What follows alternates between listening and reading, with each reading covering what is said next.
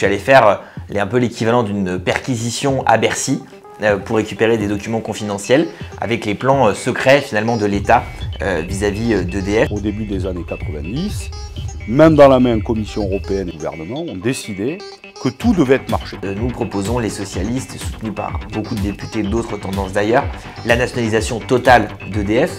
Ils n'ont pas investi un rond. Par contre, les dividendes, ça tombe. Ça tombe, et ça tombe, et ça continue à tomber. Il faut sortir du marché européen d'électricité, je pense que c'est une urgence. Bienvenue dans cette édition spéciale du Bourbon de Serge. Elle sera tout entière consacrée à EDF. Il nous a semblé important, au moment où les factures d'électricité flambent, de comprendre pourquoi l'opérateur historique, fleuron de notre appareil industriel pendant des décennies, est aujourd'hui incapable de faire face à la crise énergétique. Pour nous éclairer, j'ai sollicité deux parlementaires spécialistes de cette question, Philippe Brun, député socialiste de l'Eure, et Fabien Gay, sénateur communiste de la Seine-Saint-Denis.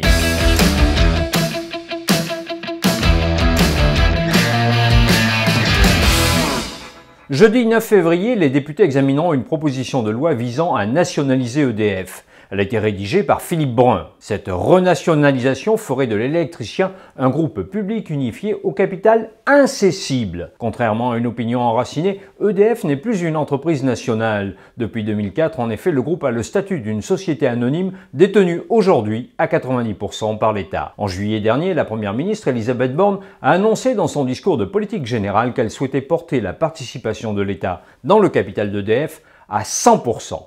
De prime abord, on pourrait penser qu'il s'agit de renforcer le groupe industriel, de procéder en quelque sorte à une nationalisation qui ne dirait pas son nom. Eh bien, c'est tout le contraire. C'est en réalité le démantèlement du groupe qui se prépare, au détriment des consommateurs, des contribuables et du pays. C'est pour empêcher cette vente par appartement que Philippe Brun a déposé sa proposition de loi. Mercredi 1er février, la Commission des finances a adopté le texte par 29 voix contre 20. Un signal fort, mais qui ne préjuge en rien de la bataille qui se livrera dans l'hémicycle le 9 février. Mais pour comprendre ce qui est en train de se jouer, revenons au point de départ. Tout commence donc le 6 juillet 2022. Elisabeth Borne annonce qu'elle souhaite que l'État devienne le seul actionnaire d'EDF. Moi, j'étais assis dans l'hémicycle et avec mes collègues, on s'est mis à applaudir. Et cette nouvelle nous a surpris.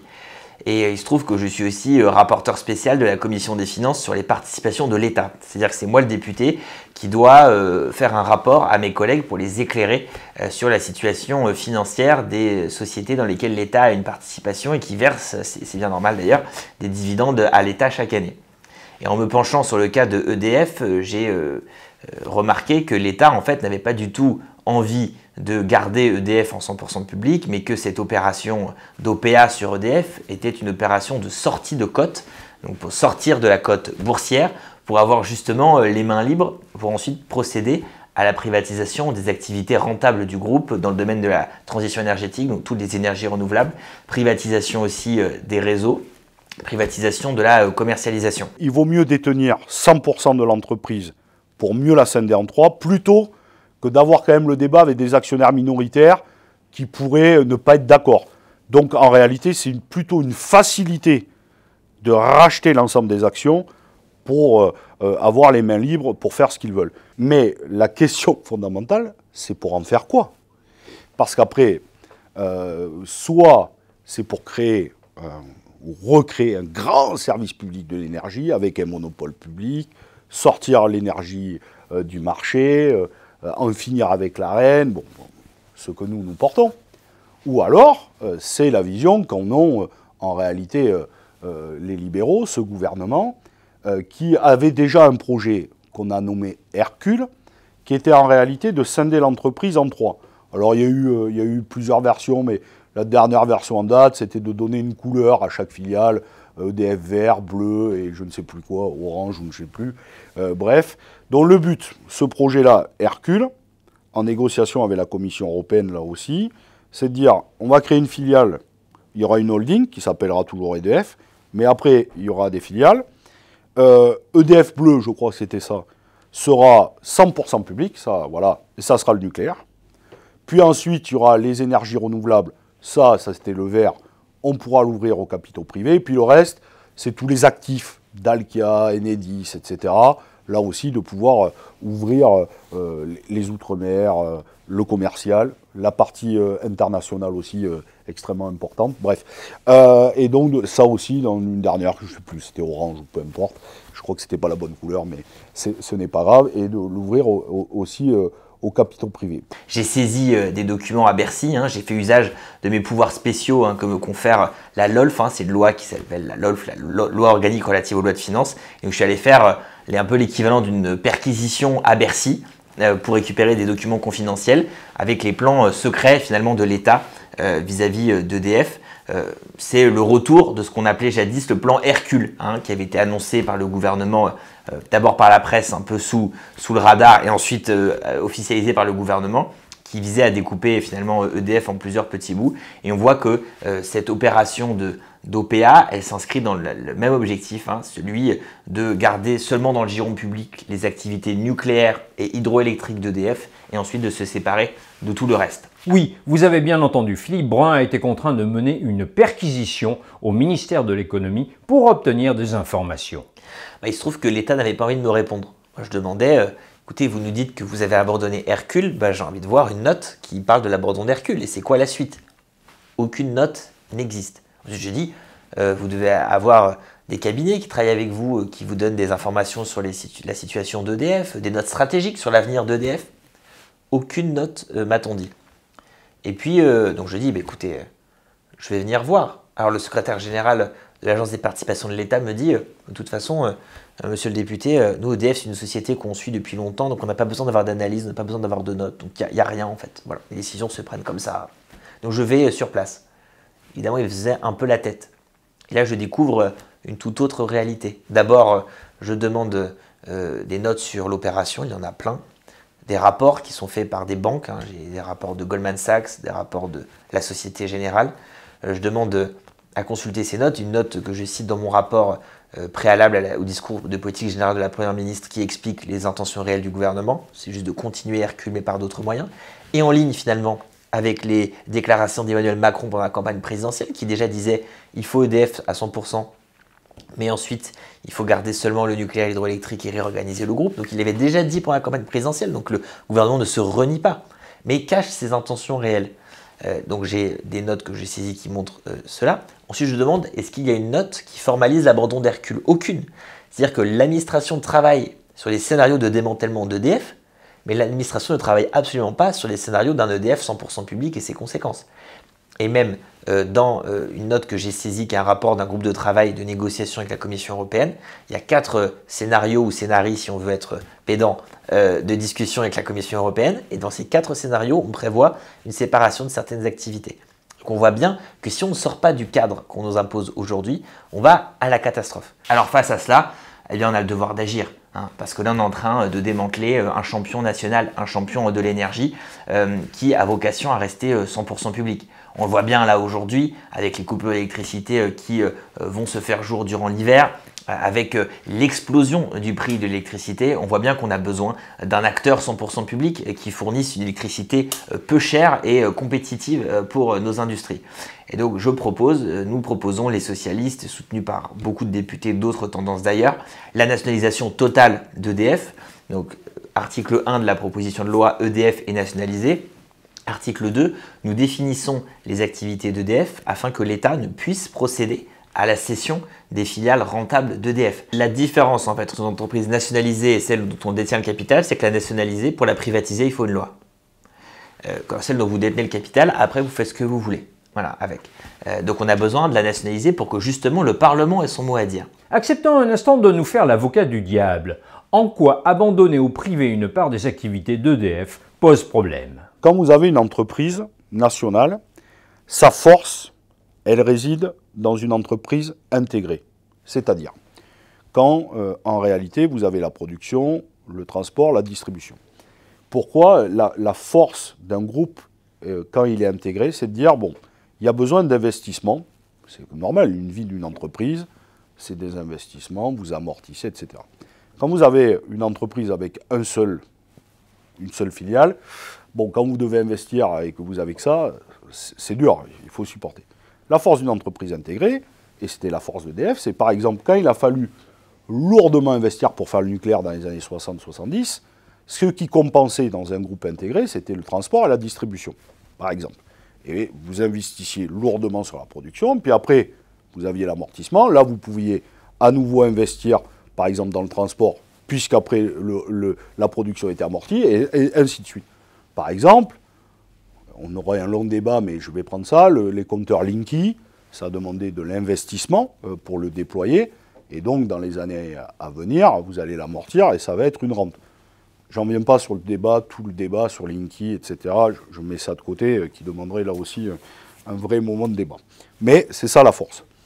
Et donc, quand vous scindez les choses en deux, quand il faut investir et qu'il n'y a plus rien autour, ça va. Et donc, c'est ce qu'ils veulent faire avec le nucléaire. Le nucléaire, pourquoi ils veulent le garder public? Parce que c'est dans les années à venir où nous allons avoir de lourds investissements. Là, on a vécu la rente. Vous voyez? On a vécu la rente. Mais là, maintenant, vous avez deux grosses choses à faire. D'abord, si on veut en fermer, bon, ça c'est un autre débat, mais ça veut dire le démantèlement, ça coûte cher. Il va falloir refaire des filières, former, créer des savoir-faire, des compétences. Bon, donc ça va demander de lourds investissements. Et puis surtout, il faut investir dans le nouveau nucléaire. Tout le débat autour des EPR 2.0 ou les SMR, les petits réacteurs. Et donc, c'est à ce moment-là où, en vérité, dans un groupe intégré, vous avez intérêt que la distribution et le transport et toutes les autres activités abondent pour, justement, investir dans la production. Et c'est à ce moment-là où on décide de scinder le groupe en trois. Et de dire, bon, voilà, le public, lui, il va supporter toutes les charges, en réalité, des investissements. Et le reste, comme ça va être rentable, ça va ouvrir les appétits financiers. Le plan, c'est de garder le nucléaire 100% public, parce qu'il y a des besoins d'investissement importants. En tout 100 milliards quand vous additionnez le grand carénage et les nouveaux EPR annoncés par le président de la République. Garder aussi dans le champ public l'hydroélectrique, parce que la Commission européenne veut que nous privatisions nos barrages. Donc la condition pour ne pas les privatiser et les mettre en concurrence, c'est de les garder dans le giron 100% public. Bon. Et privatisation de tout le reste, pour des raisons idéologiques. L'idée, c'est évidemment qu'il faut socialiser les pertes et privatiser les profits. L'idée, c'est aussi de financer la nationalisation, en tout cas la montée au capital de l'État, en privatisant les activités rentables. Aujourd'hui, on sait très bien que quand vous découpez un groupe, quand vous vendez à la découpe, vous gagnez beaucoup plus d'argent que quand vous achetez le groupe consolidé. C'est la même chose quand on fait une vente aux enchères dans votre maison.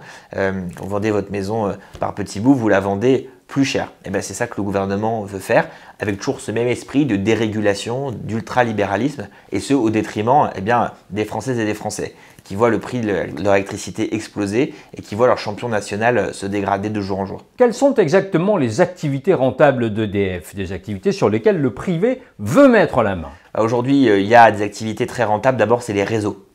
Vous savez que EDF exploite avec Enedis et RTE les réseaux d'électricité de ce pays. RTE, c'est les lignes à haute tension, d'accord? Et puis Enedis, c'est la ligne qui est dans votre rue, donc les lignes de moyenne et basse tension. Enedis n'est pas en monopole, ça dépend des départements les départements, donc les syndicats départementaux d'électricité qui se mettent d'accord et qui choisissent un prestataire. Dans les faits, c'est Enedis qui a la quasi-totalité du marché aujourd'hui. Ça, c'est des activités très rentables parce qu'il n'y a pas de concurrent en vérité. Quand vous gérez un réseau, vous avez une activité de rentabilité importante, vous avez des flux financiers qui arrivent régulièrement. Il y a une autre activité très rentable à EDF, c'est toutes les énergies renouvelables, car elles sont très subventionnées par l'État, avec des tarifications allégées, avec des facilités d'installation, et très valorisées d'ailleurs aussi en bourse, et donc ça rapporte beaucoup d'argent. Il y a aussi toute la dimension commercialisation. C'est quoi la force d'EDF? C'est d'avoir un fichier client immense. Le nombre de clients d'EDF en France est immense.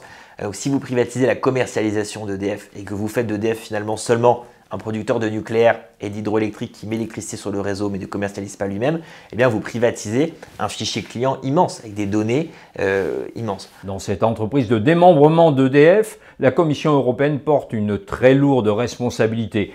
Avec la complicité des gouvernements de droite, elle a organisé la concurrence contre l'opérateur historique. Au début des années 90, main dans la main, Commission européenne et gouvernement, parce qu'on me dit toujours c'est l'Europe, c'est l'Europe.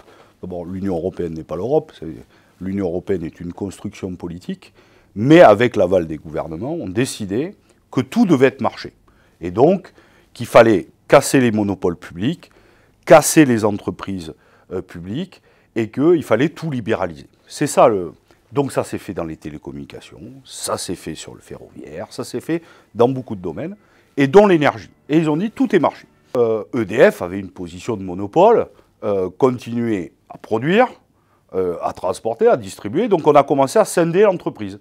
On a créé par exemple RTE pour transporter, Enedis pour distribuer, et EDF devait s'occuper de la production et tout le monde allait pouvoir produire l'électricité. Sauf que sur les 10 premières années, entre 2000 et 2010, il y a des acteurs alternatifs qui ont poussé, mais sauf que c'était très compliqué parce que pour produire, c'est beaucoup d'investissement.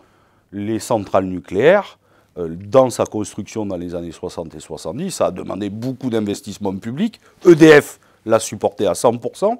Et donc, évidemment, on n'arrive pas un matin, on crée sa petite société, sa start-up de l'acteur alternatif, et puis on commence à mettre des dizaines de milliards pour créer une centrale nucléaire, un barrage ou je ne sais quoi.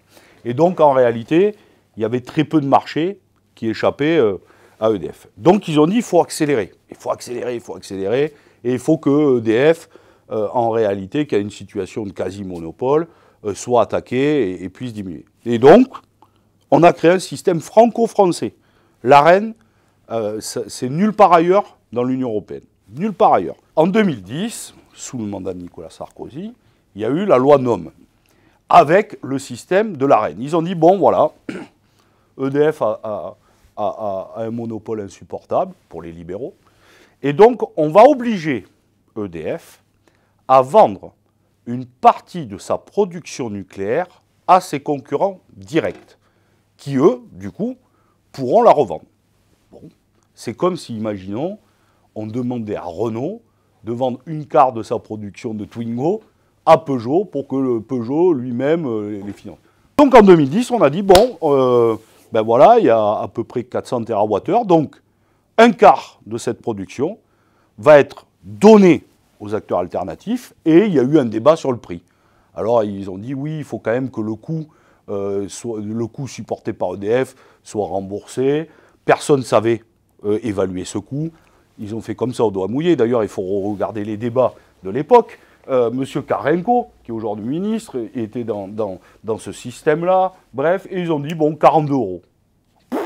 Et personne n'est en capacité de vous expliquer pourquoi 42 €. Sauf que on voit bien que ce prix ne couvre pas les coûts qui, très probablement à l'époque, étaient plus entre 46 et 51 €. Mais peu importe, je ne veux pas perdre celles et ceux qui nous écoutent.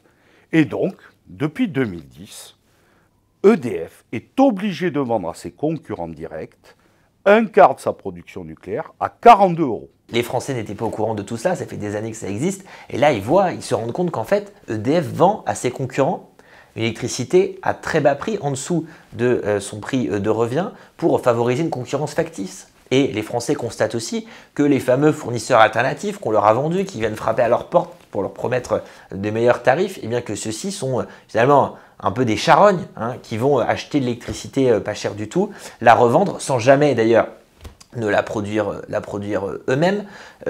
Finalement, c'est quoi un fournisseur alternatif d'électricité en France aujourd'hui? Bien, c'est un gars qui sort d'HEC ou de l'ESSEC, qui crée sa boîte de fournisseurs alternatifs, qui s'inscrit auprès de l'ACRE, qui loue un call center pour appeler des gens pour leur vendre de l'électricité, et qui finalement vit sur une niche fiscale et une niche réglementaire qui lui permet d'exercer son activité. Ce n'est pas un vrai producteur d'électricité.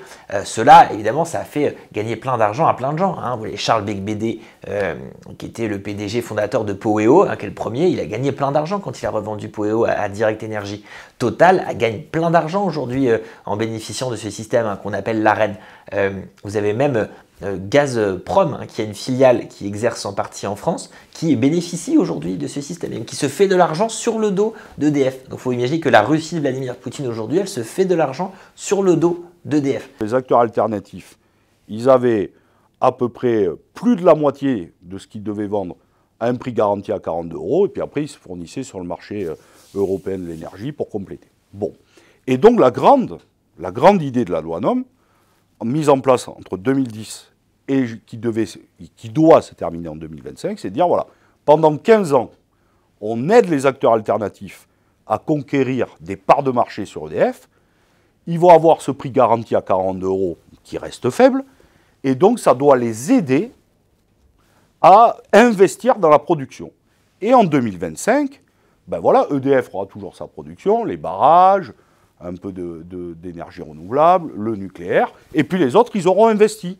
Voilà, et puis en 2025, ça sera le marché libre et non faussé, tout ce qu'on nous vend, les libéraux. Bon. L'accès régulé à l'électricité nucléaire historique, l'AREN, provoque des situations aberrantes. Loin d'entraîner une baisse des factures, l'ouverture au marché pénalise les contribuables et les consommateurs. Aujourd'hui, là, on est très nombreux à revenir aux tarifs réglementés, parce qu'on a bien vu l'explosion des prix. Mais quand vous revenez aux tarifs réglementés chez EDF, bah EDF doit vous fournir cette électricité-là. Sauf qu'il est obligé de la vendre à ses concurrents. Donc EDF va la vendre à prix très réduit à ses concurrents, qui eux ne produisent rien, et ensuite la racheter à prix d'or à ses concurrents. Donc chaque fois que vous revenez finalement chez EDF, ce n'est pas un gain pour EDF qui a des nouveaux clients, mais c'est une perte nette pour EDF. Et on la chiffre pour cette année à 3,5 milliards. C'est-à-dire qu'aujourd'hui, EDF perd 3,5 milliards sur le retour des clients au tarif réglementé, parce qu'EDF doit racheter à prix d'or à ses concurrents l'électricité qu'il a lui-même produite. Donc là, on marche sur la tête. Et puis, il y a une deuxième chose que personne ne sait. Et c'est extrêmement compliqué à comprendre. Mais je veux l'expliquer parce que ça participe aux raquettes des usagers et des usagères de l'électricité. Donc, quand vous êtes un acteur alternatif, vous avez une partie de votre production qui vous est donnée à 40 €, que vous achetez à 40 € à un prix garanti. Mais après, vous devez aller vous fournir sur le marché pour le reste. En général, donc, chaque année, vous devez demander à la CRE, qui est la Commission de régulation de l'énergie, vous demandez, voilà, vous dites, ben, j'ai 10 000 clients, donc j'envisage que j'ai besoin de X TWh, donc je vous demande. Et chacun fait ses demandes. Aujourd'hui, vous avez un peu plus de 80 acteurs alternatifs qui font leurs demandes. Donc c'est la liste des commissions. C'est la liste. Voilà, vous arrivez, vous dites, voilà, j'ai 10 000 clients, donc j'aurai besoin de X TWh, voilà. Ils font leur demande, donc les 80 font leur demande, et la CRE dit, attention, il y a 100 TWh à se partager. Voilà. Donc, jusqu'à présent, il y avait des besoins identifiés, ce qu'on appelle 110, 120, 130 TWh. Donc, on leur donne les 100 TWh, et pour le reste, ils doivent se fournir sur le marché libre. La différence entre ce qu'ils demandent, écoutez bien, et ce qu'ils ont, on appelle ça l'écrêtement. D'accord? L'écrêtement. Donc, plus il y a de demandes, plus l'écrêtement est évidemment fort, moins il y en a, moins il y a d'écrêtement. Et donc ensuite, c'est ce qui est arrivé l'an dernier. L'an dernier, les acteurs alternatifs, ils ont demandé 160 TWh. Mais il n'y en avait que 100 à se partager. Donc l'écrêtement était gigantesque. Il était à peu près de, je crois, 37%. Donc ils devaient, pour 37% de l'énergie qu'ils allaient fournir à leurs clients, aller le chercher sur le marché. Mais comme les prix ont flambé, bah évidemment, ça a augmenté. Et donc, qu'est-ce qui se passe? Ben, la CRE dit, voilà, pour les 37% qu'il vous reste, il y a un principe de contestabilité. C'est-à-dire que EDF, il a un avantage sur vous, c'est qu'il permet le tarif réglementé, c'est-à-dire le tarif accessible à tout le monde, le tarif bleu, qui n'est aujourd'hui plus que fourni pour les personnes seules. Les collectivités territoriales et les entreprises n'y ont plus accès, elles doivent aller sur le marché. Et donc, pour que la concurrence joue et que chaque acteur alternatif puisse concurrencer EDF, on augmente le tarif réglementé d'autant que ce que doivent acheter les acteurs alternatifs sur le marché. Donc on est dans un système complètement fou. Et donc plus l'écrêtement est haut, plus en réalité vous augmentez le tarif réglementé. C'est ce qui est arrivé les 4 dernières années avant la crise. Vous avez vu, on a augmenté un coût de 6%, un coût de 9%, un coût de à nouveau 5%. Et donc chaque année, en réalité, eh bien, les acteurs alternatifs, pour manger des parts de marché à EDF, demandent à la CRE, entre guillemets, demandent, parce qu'ils en ont le droit, et c'est la loi, ce principe de contestabilité qui fait lui aussi augmenter les prix. Donc d'un côté, les acteurs alternatifs, ils ont un prix garanti à 42 €, et de l'autre, ils font augmenter les tarifs réglementés pour eux-mêmes concurrencer EDF. On est dans un système complètement fou. Et donc, là, aujourd'hui, c'est un racket organisé. Parce que EDF, à chaque fois, est perdant. Parce que lui, il perd des usagers devenus des clients. Et surtout, il vend une perte de sa production à 40 € qui est complètement aberrant. Les usagers, qu'ils restent chez EDF, mais le tarif réglementé, il augmente pour que les autres continuent à faire du business. Et puis ceux qui partent parce qu'ils croient que le marché va être mieux, eux, à un moment donné, comme en ce moment depuis un an, ils voient des factures augmenter partout. Donc, EDF perd, les usagers perdent, et les grands gagnants, à tous les coups, c'est les acteurs alternatifs. Et ça, c'est un système évidemment un peu complexe, que j'espère avoir été le plus clair possible, mais qui est très complexe, mais qui en réalité, et je le dis tranquillement, est un racket organisé sur le dos des usagers d'EDF. Et donc, il faut en finir avec ça. Parce que la promesse qui a été faite en 2010 par Sarkozy et les libéraux, vous allez voir, on va organiser la concurrence, blablabla. Vous voyez, on est 2023, donc 13 ans après, on est juste à 2 ans de la fin de l'arène. Ils n'ont pas investi un rond. Par contre, les dividendes, ça tombe. Ça tombe, et ça tombe, et ça continue à tomber. Et les gens, malheureusement, ne peuvent plus payer leurs factures. On est arrivé dans un système complètement fou. Mais le scandale ne s'arrête pas là. Non content d'avoir mis en place une concurrence artificielle, l'État subventionne les opérateurs privés pour qu'ils ne matraquent pas trop les consommateurs. C'est le fameux bouclier tarifaire vanté par Bruno Le Maire. Bruno Le Maire, je vais prendre ce dernier exemple pour que tout le monde comprenne, il a dit « Bon, j'ai obtenu pour les boulangers, parce que les boulangers, mais il y en a d'autres, les pressings, d'autres commerçants qui sont... mais les boulangers, évidemment, la baguette, c'est 1 €, 1,20 €, et le prix du kilowattheure, pour eux, le four, il faut le faire fonctionner. Il dit, grande victoire, j'ai obtenu des acteurs alternatifs qu'ils plafonnent le prix à 280 € le mégawattheure. Ah oui, grande victoire. Grande victoire. D'abord, il faut redire que 70% de l'électricité qui vous vendent à 280 € le mégawattheure, il aura 42 € de la part d'EDF. Voilà. Donc, c'est-à-dire que si même les 30 derniers pourcents, ils l'achètent à 800 € sur le marché, en ce moment, on est entre 400 et 500. Même si ils l'achetaient à 800 €, imaginons, ils continueraient à faire du bénéfice. Mais surtout, ce que ne dit pas Bruno Le Maire, c'est que pour appliquer ce bouclier tarifaire, l'État les indemnise. L'an dernier, pour appliquer le bouclier tarifaire, elle a été voir les acteurs alternatifs, elle a dit « Bon, vous ne ferez pas ces prix-là, mais on va vous donner de l'argent public pour appliquer ce bouclier tarifaire. » Vous avez un contrat de droit privé. Peu importe que ça soit Total, Home Energy, Mint, Iberdrola, peu importe. Il dit, vous avez un contrat avec moi, bonjour. Bon, moi, maintenant, je vous le ferai à 1000 € le kilowattheure. Le boulanger dit, attendez, je paye 1500 € de facture, je vais payer 15 000, c'est pas possible. Si. Vous n'avez plus droit au tarif réglementé. Donc, moi, le contrat, c'est 1500 €. C'est à prendre ou à laisser. Et ils se sont retrouvés. Bon. Et donc, vous ne pouvez pas, puisqu'on a libéralisé les choses, c'est un contrat de droit privé. Si je vous le propose à 1500 €, vous pouvez refuser. Vous pouvez partir. Mais il va falloir trouver un autre qui vous dira, vous étiez chez Total, ils vous proposaient combien, 1500 €? Nous, c'est 1480 €. Ah oui, c'est bon. Donc, quand l'État prend cette décision et dit, bon, elle convoque les acteurs alternatifs, et dit, ah là, quand même, ça devient insupportable, il faudrait les baisser. Et ils disent, ok, on peut bien appliquer un bouclier tarifaire à 280 € le mégawattheure, mais business is business. Moi, je vais être indemnisé, puisqu'on a tout libéralisé. Et donc, ils disent, on va vous indemniser.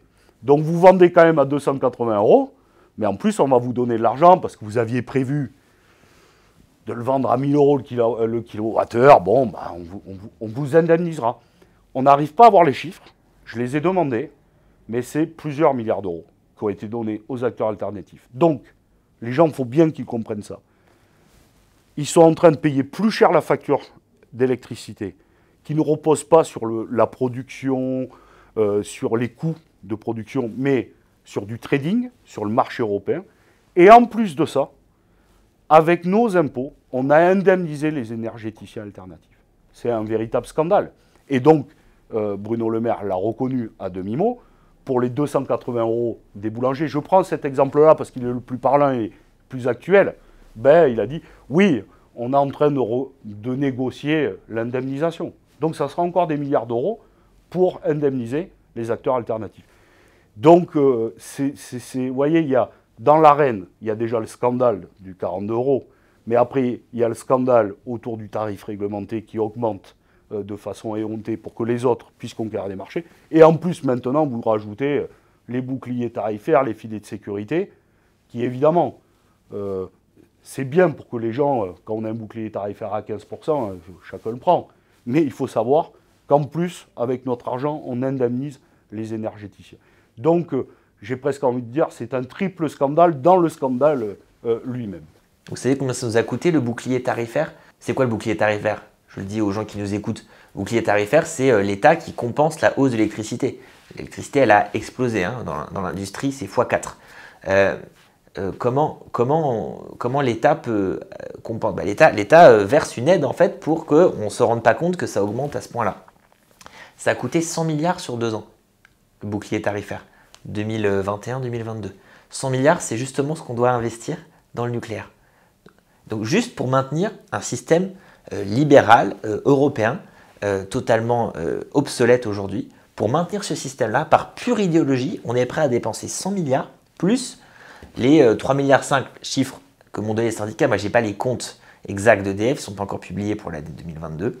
Moi, c'est ce qu'on m'a dit, hein, 3,5 milliards de retour finalement des clients chez EDF, ces achats et reventes d'électricité spéculative. Là, on marche sur la tête. Il faut sortir du marché européen d'électricité. Je pense que c'est une urgence. Il faut s'inspirer de ce qui s'est fait en Espagne et au Portugal. Il faut un EDF 100% public. Voilà, d'urgence aussi. Préserver les activités de ce groupe. Il faut, je crois, revenir à ce système qui fonctionnait bien jadis et que les gens réclament. Moi, ça m'a amusé. J'ai organisé une réunion dans ma circonscription avec 40 gros industriels qui sont pas seulement dans l'électro-intensif, mais dans des industries. Voilà, un minotier qui m'a raconté qu'il avait vu sa facture d'électricité faire x14. Et tous m'ont dit, et c'est des patrons, donc ce n'est pas des gens d'extrême gauche, hein, tous m'ont dit, pitié monsieur le député, nationalisez EDF, redonnez-nous un service public de l'électricité. C'est une composante essentielle de notre compétitivité. Hein. Vous savez que sur les 15 dernières années, hein, la France vendait une électricité aux industriels qui était 25% moins chère que l'Allemagne. Aujourd'hui, l'Allemagne la vend 5% moins cher que nous. Donc on voit bien que l'électricité, c'est un atout de compétitivité. Vous pouvez faire toutes les réformes fiscales du monde. Vous pouvez faire toutes les réformes de droit du travail du monde. Ça ne sera rien par rapport à l'explosion du coût de l'énergie. Moi, j'ai une industrie de la métallurgie chez moi. L'énergie, c'est 30 à 40% de ses coûts. Hein. La masse salariale, seulement 20%. Donc on voit bien que là, en touchant à notre modèle énergétique, on touche à notre compétitivité, on touche à notre industrie, on touche à notre prospérité.